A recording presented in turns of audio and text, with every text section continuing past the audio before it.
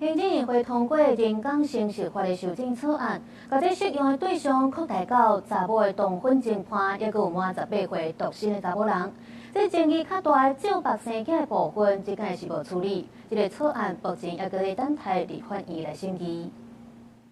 人工生殖法修正草案有争议已经真久啊，行政院版本即嘛总算出来。行政院会10日通过修正草案，即个修法甲人工生殖下用的对象扩大到女同志配偶，甲满18岁孤身的女性。毋过，代理因某的部分因为争议较大，确定分开处理。我们希望在维护人工生殖子女权益知悉权，并符合儿童最佳利益的情况之下，开放未婚女性及女同性配偶使用人工生殖技术。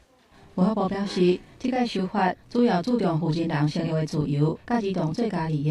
人工生殖下用的对象，为即未生翁仔某，扩大到女性同婚的伴侣，甲满18岁孤身的女性。同婚资格的部分爱拍登记，其中就业子宫甲卵子来有薪。也若满18岁孤身的女性，嘛爱用家己的卵子甲子宫来做人工生殖。本协会非常支持。这样可以让单身女性的结婚跟生育脱钩，也回应了想生育子女的女伴侣需求。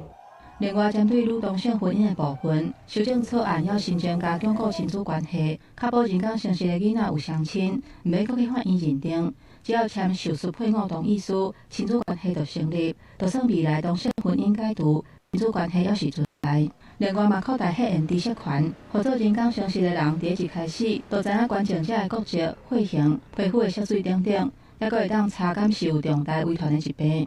也若有徛户口登记住伫台湾，有永久居留权无结婚的外国女性，嘛适用人工生殖法。